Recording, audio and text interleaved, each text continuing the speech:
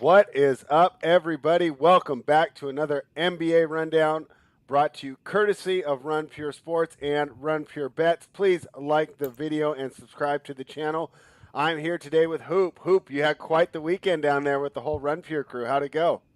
Yeah, it went well. I had a lot of fun, a lot of drinking, a lot of late nights, Yeah. and when you're younger, you bounce back from those. I had a lot of fun. Oops. A lot of Hang on, not sure what's happening. You probably have your YouTube on, maybe.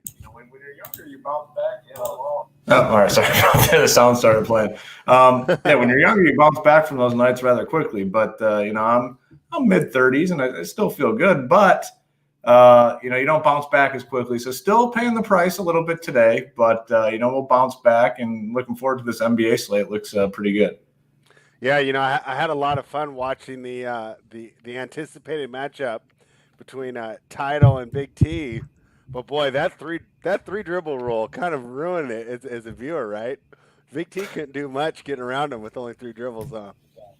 Yeah, totally. That specifically was the reason that Big T lost. Like without that rule, I think it would have been very easy for Big T to go ahead and just like back him down every time. But that Tony's not quick enough. Tony's a big boy. He's not quick enough to get around anyone in 3 dribbles. And, that's ultimately what, paid the price, what made him pay the price. Yeah, so these are the type of things you need to look for when handicapping the games. Fortunately, there will be no 3 dribble rules in the NBA tonight, so let's jump into the slate. The first game, my hometown Sacramento Kings heading to Cleveland to take on the Cavaliers. The Kings will be finishing up a 6-game road trip here.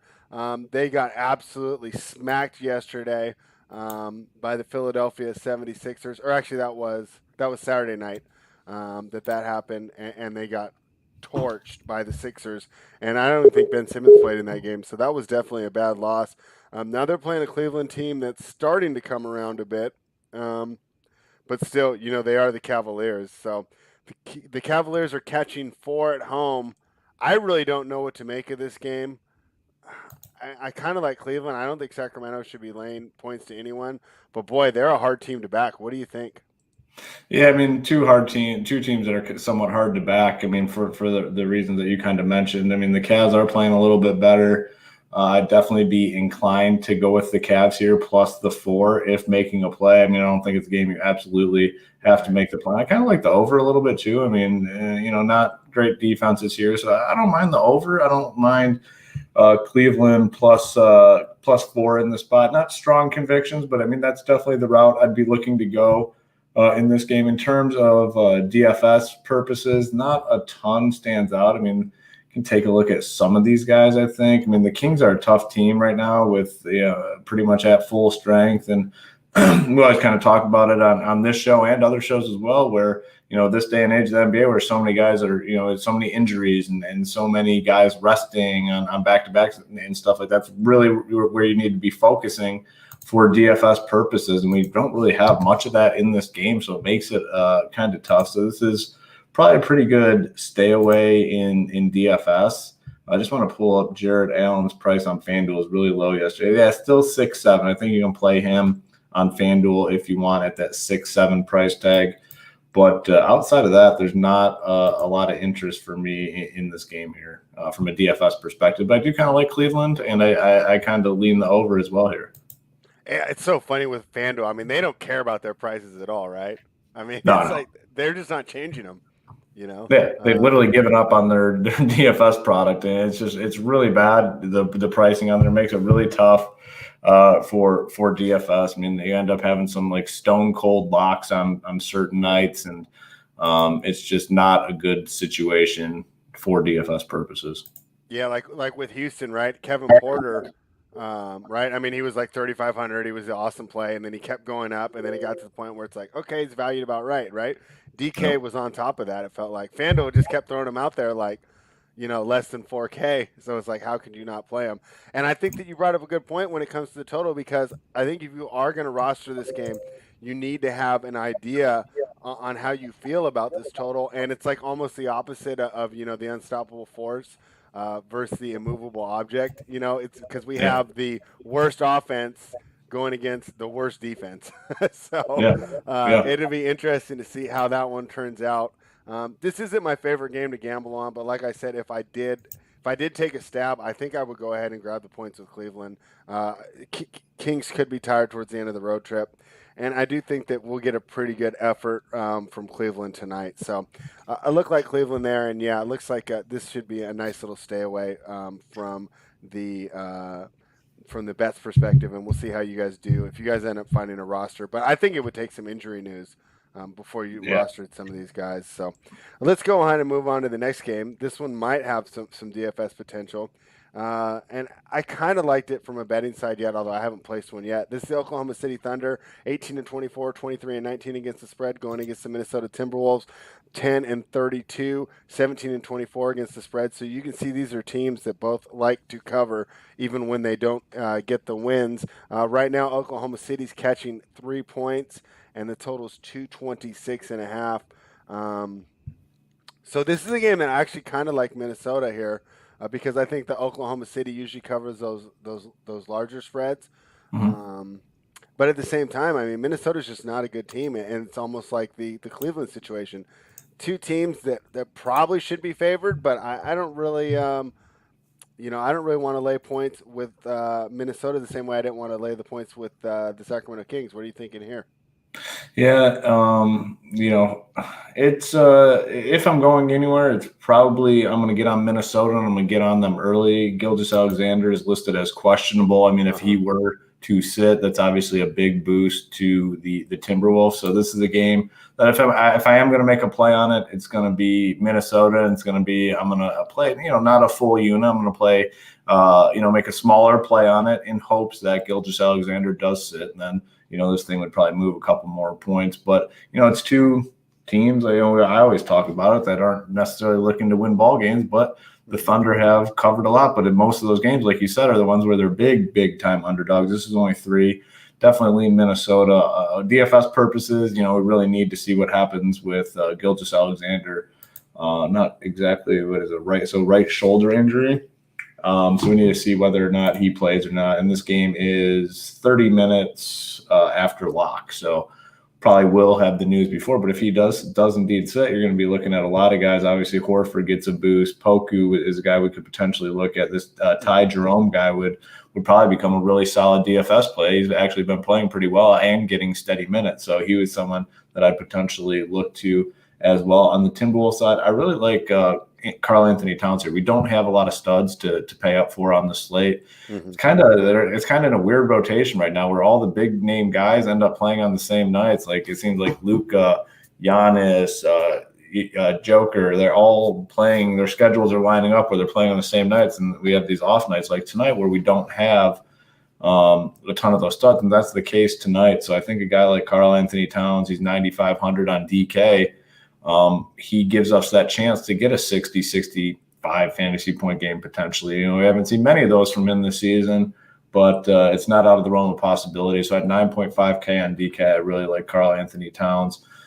Can't really trust much else on this Timberwolves team. A lot of uncertainty in the playing time. Anthony Edwards has been playing well, but the problem is the price is starting to come up a little bit. So Cat's my favorite by far on the Timberwolves, and then on the Thunder, kind of just got to wait and see what happens here with Gilgeous-Alexander. We could end up potentially looking at some of these Thunder guys if he does indeed sit.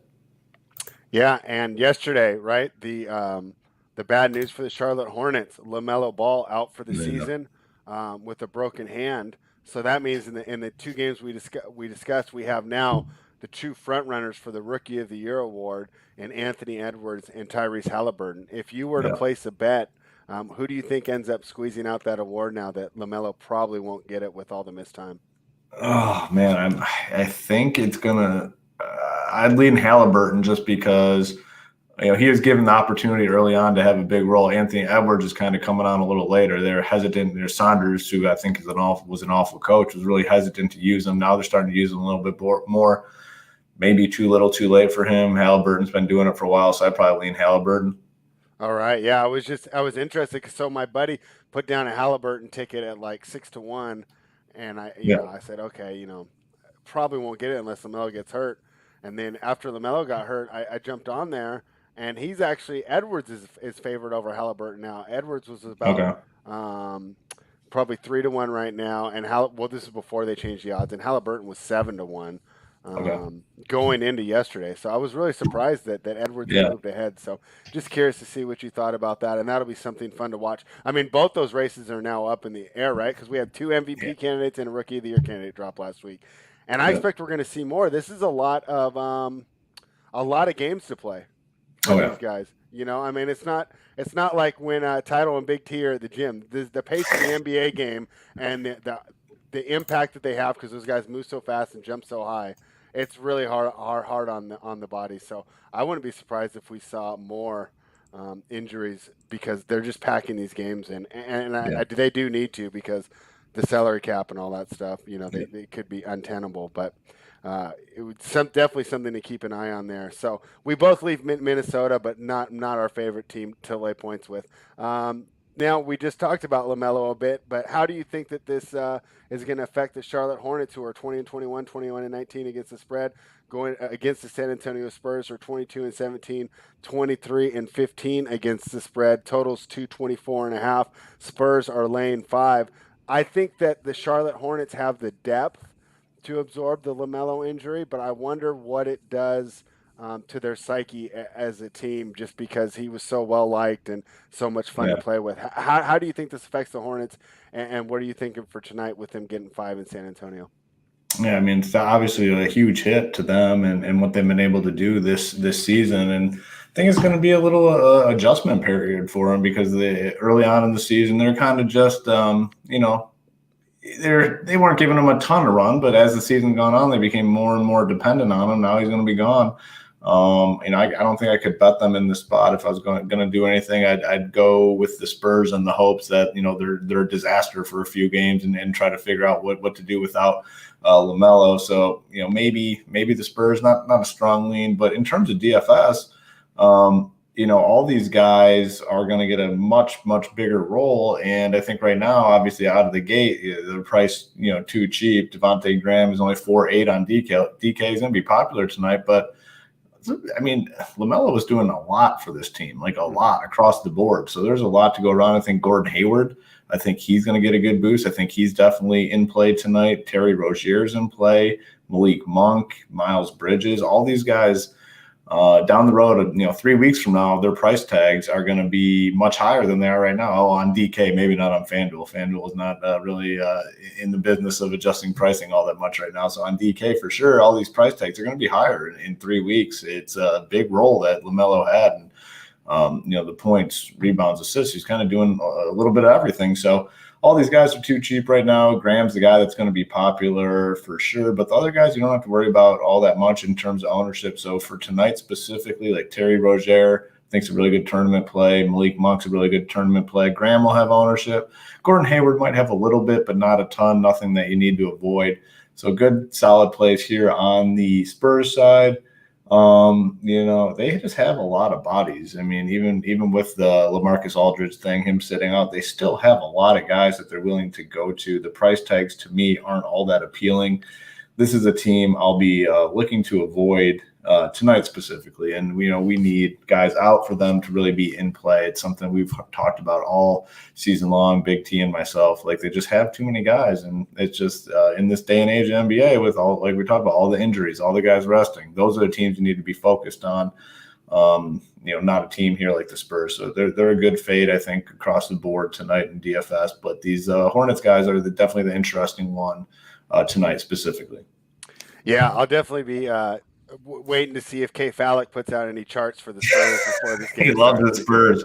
And he has statistical evidence, and it's all highlighted and great to back it up. So it should be fun. We should maybe see a little more diversity in the cores today when you post those over on runforyoursports.com. Yeah, when you're talking about LaMelo too. So I was wrong about him. I originally thought this 19-year-old kid's going to come in, start jacking up shots from the logo, and none of his teammates are going to like him, right?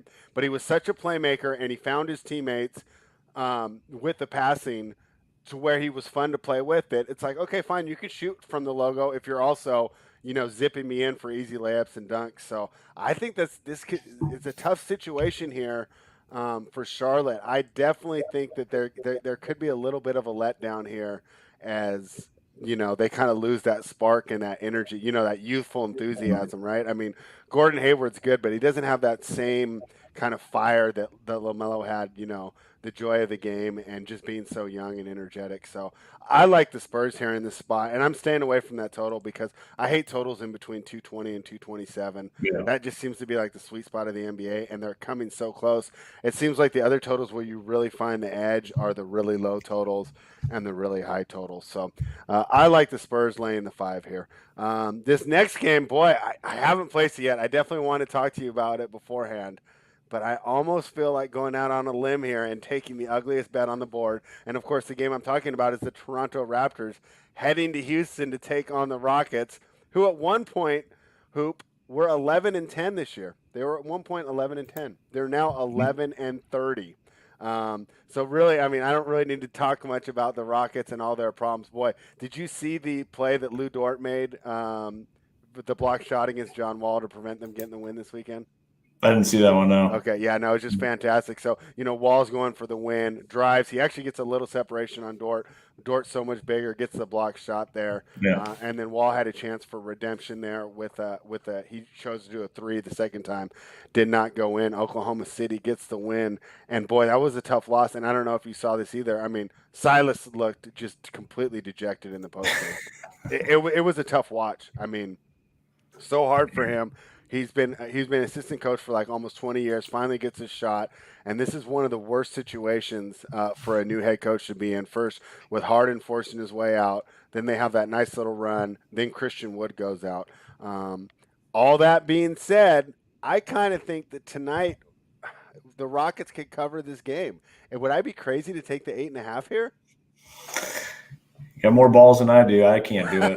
Well, I haven't placed it yet, so no. The part of the reason, like the Raptors are now like full strength. I think they're going to have everybody tonight, and I don't know. Like these teams that just are nothing to play for, especially the Rockets team losing basically every game. I can't do it now. That being said, the Rockets are kind of rounding into form here in terms of being a little more. What's Oladipo? Is he out tonight? So Oladipo's out. I don't see Wall on the list, but it's always a possibility, right? Yeah. If Oladipo was in, maybe I'd have a little more confidence. But I mean, I'd probably lean the Raptors here. But that's just kind of how my mind thinks. But I don't know. DFS purposes, though, it's easy. I mean, the Raptors full strength. You're going to be avoiding them for sure. And then on this Rockets team, with John Wall and Christian Wood in there. I'm not playing, anyone on the Rocket side. I mean, Kevin Porter has treated us really well for DFS purposes, but with Wall back, like he's completely out of play. So this game is a really good fade for DFS. We always talk about it on the shows. Don't be afraid to just cross games off and move on. This is one of those, unless we get some significant news, which I don't think we're gonna. The Raptors actually just announced that they're gonna have everyone tonight, and then the Rockets. I believe Kevin Porter might be the only one. Let's see. What's his? I didn't official? even see him on the list. I saw Dante Exum. Okay. And so nothing really significant. DJ Augustine. Yeah. Okay. Yeah, that's a new arrival, right? In that PJ Tucker trade. Yeah. So none of that really matters. I don't know. I mean, I'd probably lean Raptors, but who the hell knows? All right, yeah, and I mean, I'm telling you, this is one when they talk about sometimes the best bets are the toughest ones. I mean, you look at this Raptors team. I mean, this Houston team, right? Not only they've been losing, they haven't even been covering. Yeah. I mean, their last cover was the Utah line, and they actually didn't even cover on the opening line because the opener was 13.5 there, and it closed at plus 19. So, graded against the closing line, they covered, but they haven't been covering. I don't know. How hard they took that loss. I think that they funnel through Christian Wood here a little more, and I think they have a chance to keep it close. I think we see a good effort from this team tonight, but it's a tough bet to make. And if you guys don't want to join me there, I completely understand. Yeah, the Rockets actually just updated, and Augustine's going to play. It looks like Oladipo's out, Wall not on the injury report, and then Kevin Porter is questionable. Yeah. And how do you think that works now with Porter back in the Do you think that there's going to be any sort of friction with Porter, Wall, and Oladipo? I mean, their games definitely don't fit together like at all. I mean, they all need. I mean, all three of those guys need the ball in their hands to be at their best. Mm-hmm. And to me, I don't think. I think it's a terrible fit for all three of those guys. Really bad fit.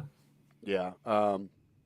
Rockets probably regret adding Oladipo right now. I think I would rather have Karis LeVert in that second round pick. Yes. And he's on the market right now. But from what I've been reading and hearing, they're not getting the offers like they expected for him. And I wouldn't give it up either at this point. He doesn't play every night, and it's a lot of money for a guy who can't play on a back-to-back. So I'm not surprised that market isn't as attractive as they thought it would be for a guy who's really only had one All-Star season. That's a lot of money.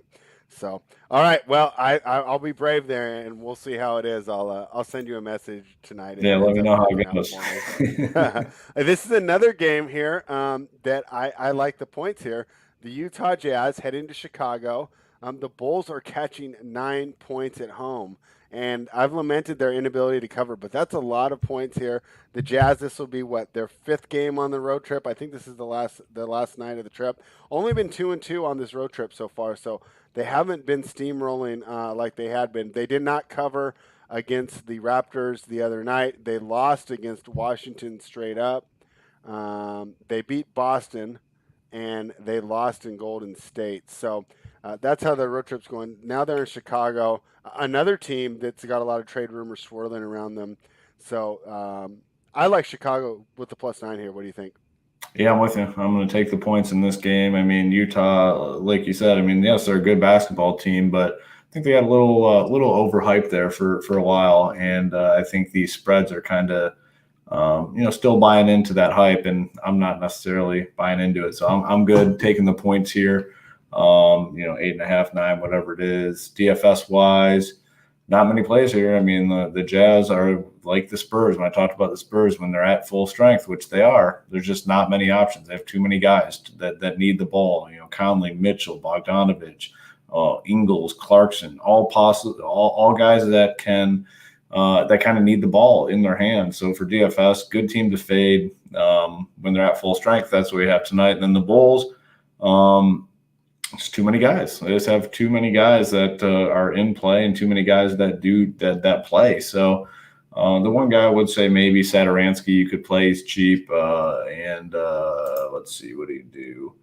He got a decent game. I had 30 last night. He's going to play 27 to 30 minutes, 4.4K. That's good enough. So maybe potentially him, but it's not like a building block. It's like last guy in. If you have 4.4K and he fits, then you go with it. But yeah, the best thing here for me would be the Bulls plus the points. It's not a sexy pick, kind of like you alluded to. I mean, you don't feel great about it, but I kind of like them here in the spot. I think they can cover that at home. Yeah, Utah, I think, got overvalued with that great run that they had. And Chicago, I mean, the only thing about this pick is if you're watching, you can also get out of this pick because Chicago's been absolutely terrible in the fourth quarter. Yeah. So you could also hedge out a little bit if things go according to plan. Because boy, you're gonna be biting your nails all the way to the end, regardless. Because I've seen them blow plenty of leads in the last couple of weeks, and actually all season it's been an issue for them. So definitely something that team needs to work on. But I like Chicago +9, and I'm glad you're with me there. Go to a game that I think this is the hardest game on the slate. And if I had to bet every single one except for one, this is the game I would throw out. And I'm talking about the Boston Celtics, who are 21-21, 19-23 against the spread, heading to Memphis to take on the Grizzlies, who are 19-21, but 21-17 against the spread. Boston played yesterday, and the Celtics are 1-8 in their last 9 on the road. But I think they have a better roster than Memphis, and I do think that we're going to get a good effort from them even off the back-to-back here. So I think this game's really tough. What do you think about this game? I definitely don't like betting it. Just got my hands up. I mean, I had no idea. I mean, literally no clue. I mean, I wouldn't be surprised at all what happens in this game, one way or another. Yeah. Boston wins in a blowout. Memphis wins in a blowout. None of that would surprise me. The spread's 2.5. I mean, if I'm doing anything, I'd say, okay, I'm just going to take the 2.5 and then hope I have a sweat at the end. Hope it's a close game at the end. You definitely don't have to bet this one. It's Boston to me has been one of the more disappointing teams. Brad Stevens, I thought, was a good coach, and we talk about on here quite a bit. These rotations are just out of whack. The fact that the guys that are rolling out there like Semi Oljale and dudes like that, Grant Williams, like those guys aren't going to help you win ball games. Like, it's just not going to happen. In this game, what's his point guard again? Oh, Kemba Walker is out. So DFS purposes, we have to look to Jaylen Brown, who's under 8K, and then you got Jason Tatum at 8.6K on DK. They're both in play. I'd only in tournaments, I'll only play one of them, not both together. One of these guys typically has a good game, the other one not so good. That's kind of how it goes when they with Kemba out. So don't mind going to him. I think Tristan Thompson he's out as he's questionable. So if he were to miss again, it would also be a boost to Tatum Brown, but also Daniel Tice would come into the conversation a little bit more. And then on the Grizzlies side, I mean, Morant has a pretty good price tag. I mean, 7.3K. Yeah. I think he's a guy that we can play in tournaments. He's had some big games. So that's probably it, though. Like, I don't really want to be on this game, especially on the Grizzlies side for DFS purposes. Just Morant, and more so in tournaments opposed to cash games. But 7.3 is a decent price tag on him. Jaylen Brown, Tatum, both strong plays, so. Yeah, so I'm not. Usually I try and make a lineup before the show. I did not get one in today, but a player that I was considering just looking at the schedule, right, was Valanciunas, because I love the matchup. But my hesitation is, will the Celtics go small, and will Taylor Jenkins just pull him off the floor? So I think the minutes he gets will be effective. I'm just worried he's not going to get enough minutes for the price tag. What do you think of that play? And do you think that he's going to end up having some value here tonight? Sorry, I missed that name. Who was Valanciunas? Yeah, Valanciunas. Because he should dominate the minutes, right, that he plays. Yeah. But it's just if they go small, Memphis might go small in return, and then Valanciunas only gets 24 minutes, and then okay. So just to circle back on Gilgeous-Alexander, they took him off the injury report, so he will play. But on Valanciunas, that takes value out. Yeah. Valanciunas is just tough because the minutes, man. It's like 25, 26, 27 minutes. I think more like definitely a guy you can consider in tournaments. He has the big upside. In the last week, he's got a 44 fantasy point game, 49, 44, 38. Definitely has the upside. Minutes are somewhat tilting. But yeah, he's in the conversation in tournaments for sure. All right. That's the one that I think the whole game is tough to pull the trigger on. So let's see. Let's just say we're obviously not betting it. So full disclosure, we will not have any money on this game. But if you had to just make a pick, like you're picking every game in a pool, who do you take, Memphis or Boston? Just taking the points. I'm taking plus 2.5. I agree with you there. I'm taking Boston too. Even though it's a bad situation, I just like their roster better. And I think we're at the time of the year where we should be getting full effort every night. I mean, the playoff spots are also close on both sides, Yep. You can't mail it in. So, I mean, guys will be sitting for rest, but I expect full effort from the guys that play. So we both like Boston, but we both think it's a tough game. Yeah. All right. And let's see, our guy in the chat, Landa, you're going to be disappointed with my breakdown of this game here. And I'm talking about the Milwaukee Bucks at home laying 5.5 to the Pacers. So our guy in the chat, Landa, let's see, let me throw it up on the screen here. He's really surprised that the Pacers are getting 5.5 tonight, and he loves to play. I'm on the other side here. I like the Bucks here, laying the 5.5. It's a terrible situational spot for Indiana. They played yesterday, and they went to overtime. They're playing a Bucks team, so everyone's going to say, oh, they're without Giannis. Oh, they're without Giannis. Well, last year during the regular season, when Giannis was out, the Bucks did not skip a beat, and they were still covering, and they were still winning. I think that long term, it'd be really tough for them to absorb it. But for a one-game spot, I think they can absorb the hit. You get a little extra usage out of Middleton. Drew Holiday will pick it up a little bit. And this team just has the three-point shooters, and the way they run their offense, I think they're still going to be fine. So I think that the fact that I'm basically getting 4.5 points for free is a gift. And even with Giannis out, I like Milwaukee. What do you think? Yeah, I kind of had the same thought as Landa. I thought it was a big number, and I'm a the hesitation I have on the Bucks side, it more so revolves around Chris Middleton and what he's done this season. Like Yeah. last season, he was much more dominant of a player, and in these spots with Giannis out, he took over and would go off, and he'd kind of replace what Giannis did in terms of filling up the stat sheet, the rebounds, the assists. We haven't seen much of that from him this season, and maybe it gets going tonight. In DFS, you're going to be looking to all these guys, obviously, with Giannis out. I mean, Drew, Middleton. 7,600, right? I mean, Yeah, you're he's gonna be playing like those guys. 60% owned, right? Yeah, he's going to be massively on Dante, Bobby Portis, Connington. Like you can play all these guys in DFS. I think the way you get unique is to play a couple Pacers guys as well to go along with it, because these are the guys that aren't going to be all that owned. I mean, you can go to Sabonis, you can go to Brogdon, you can go to that's probably about it. Those two, but I mean, I'm scared of this one. I want to kind of take the points, but like you said, last year the Bucks played so well with Giannis out, but Middleton not the same as last year. I'm a little more torn on this one, I guess, but for DFS purposes, not so torn. Like, we're loading up on the Bucks, one of the highest usage guys, and the entire NBA is going to be out. This is a phenomenal spot. You could definitely see 3-4 of these guys kind of going off tonight here. So let's say we're stacking with Bucks, and then who do you want to run it back with? Just LeVert and Brogdon, and that's it? Yeah, like Brogdon and Sabonis, I think. LeVert, Sabonis, I'm not thrilled with the price tag, especially on DK. So it would be Brogdon, it would be Sabonis. You don't have to. I mean, I don't think you absolutely have to, but in tournaments, I don't think they're going to have that high ownership. And we know all these Bucks guys are going to be highly owned. Playing a Pacers guy is one way to kind of maybe get a little unique. All right, so we're on opposite sides there, Landa. So Hoop agrees with you.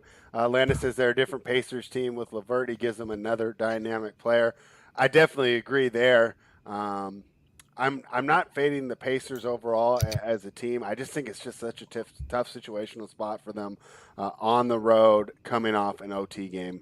I think they will be tired, and Milwaukee's got the kind of pace to punish you if you're a little fatigued. So that's why I like Milwaukee in this spot. But Landa, Hoop's been with you, and Hoop's pretty sharp at this stuff, so I wouldn't feel bad about that play going against me. The last game we have, the Atlanta Hawks 22-20, 22-19 against the spread, going against the Los Angeles Clippers 27-16, 23-20 against the spread. Hoop, do you have everything up? Are we getting the return of DeAndre Hunter tonight? Sounds like it. They have him listed as the probable starter. He is probable tonight, so wow. He is going to be back. Yeah. I mean, I think that's a huge upgrade for a team that. What have they won now with McMillan? Like 9 in a row or something? Yeah, they're playing great basketball. I mean, just playing phenomenal basketball right now. Yeah, and I think that this return of Hunter can only help. He's not like a huge guy that demand a lot of usage. So let's say he comes back and he's not 100% fit, ready to go. That's fine. You pull him out and you roll with the guys you've been winning with. And if he is, then it's only a bonus here. So I think that McMillan's in a great spot here, bringing Hunter back. I'm going to take the hot team, right? 9 in a row, and I'm getting 6.5. I'm taking the Hawks. What do you think? Yeah, I am with you on that. Like, this team is playing really, really good basketball right now. You got a team in the Clippers that they're in the business of kind of coasting. They want to get to the playoffs and make their run in the playoffs. The regular season doesn't mean as much to them as it does to this Atlanta Hawks team, and they're playing so good right now. They're getting Hunter back. It should only help them. So I really like the Hawks side of this game. Like I said, the Clippers, they're more concerned with postseason, not regular season. The Hawks, they want to keep this win streak going. They're gonna want this one a little bit more. So, like you said, you get the hottest team in the NBA and you're getting 6.5 points. Sign me up for sure. So I really like the Hawks here.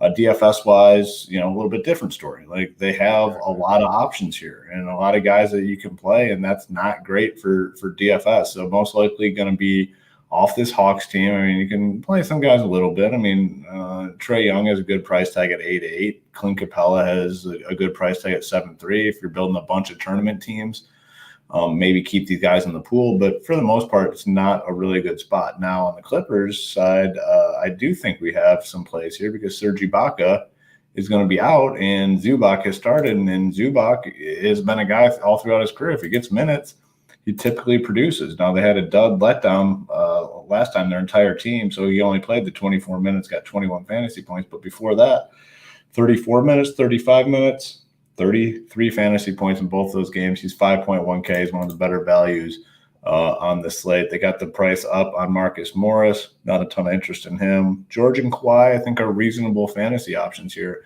I think this is a close game, and that's where you want to target these guys. So it's kind of an ironic situation where really, really like the Hawks in terms of betting on this game, but I have no interest in the Hawks in DFS purposes. I want the Clippers side, who I don't like to bet, who I wouldn't bet in the spot. So kind of interesting, but it makes it fun. For DFS purposes, you're going to have some of these Clippers guys go in there and place a bet on the Hawks too. You got both sides of it, nothing to worry about.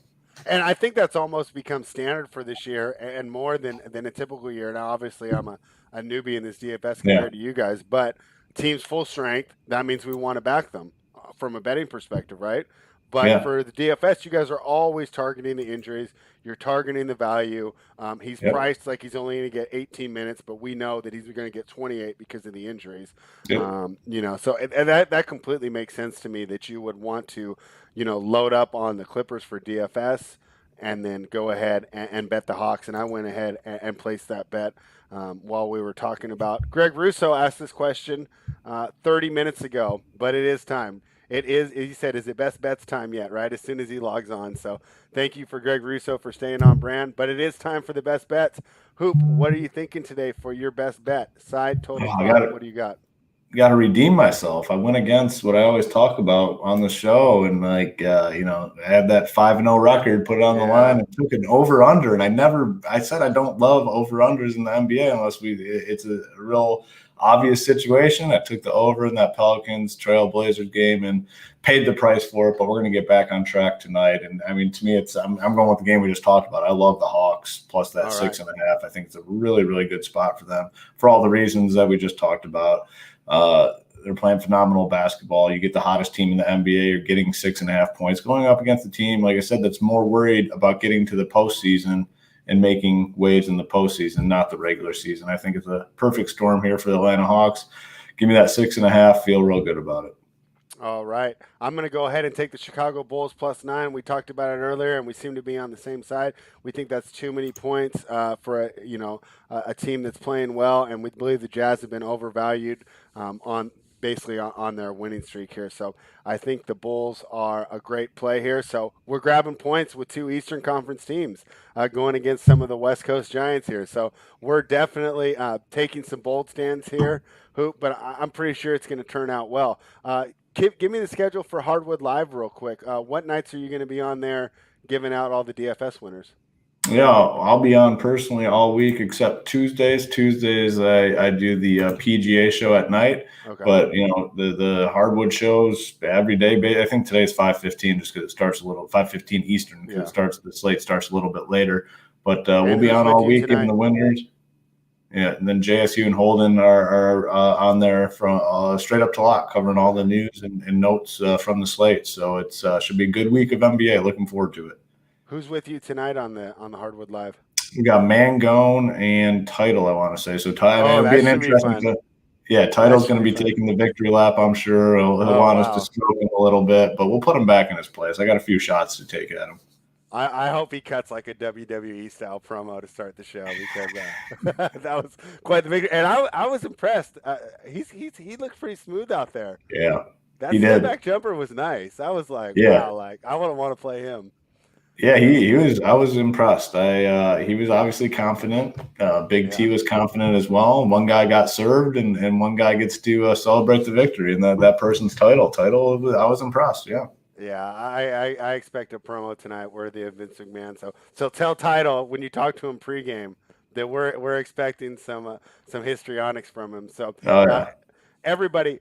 Please like the video, subscribe to the channel, head on over to runpurebets.com. Go ahead and become a member, and you can do that using the code BET25OFF, or If you want to join both, which is what I always suggest, you get the DFS content as well. You're going to get access to the final countdown show. You get access to all the cores, Mangone's coveted cash chart. You'll get access to all that, and it's a value. It's only $100 a month for both. The code for that is Heater25. And when you got, I mean, the combined teams like what in 7 digits this year over on the DFS Yeah. slate, the amount they've won. The Heater 25 is definitely an appropriate promo code. So please head on over there, check out what we've got, join a member, become part of the community, jump in the Discord, have so much fun, and you too can have access to K-Falix charts on the Spurs. So thank you for everybody for joining us. Hoop, you got anything else before we get out of here? I will say it looks like the Bets team is going to be off to a good start here. Yeah, for we are. college basketball. Got a little Oregon. They're one of the first play of the slate. Today was Oregon plus 5.5. I think Big T had the Oregon money line listed. I jumped on both those. So it's a good time to get on over there to check out the plays. Yeah, JJ's been doing so well, and I hope you guys have been checking out the show that they've been putting on way early in the morning for me. 10 o'clock for you guys, but 7 a.m. for me. Those guys have been waking up early. They've been knocking out the game analysis, but most importantly, providing the winners. So congratulations to you, Hoop, because I'll tell you what, I only took the points. I didn't take the money line, but a win is a win, and it's great. I'm going to be in the profit today before even 11 a.m. You got to love when you cash a bet before lunch. So thank you for joining me, Hoop. Enjoy the Hardwood Live Tonight show. You know that I will be watching that, hanging out with you guys as well, and you'll be back on Thursday. And we'll have the Victor on Thursday with us too. So if he doesn't cut a promo tonight, I'll talk to him about doing that on Thursday. So thank you so much for joining me, and run pure.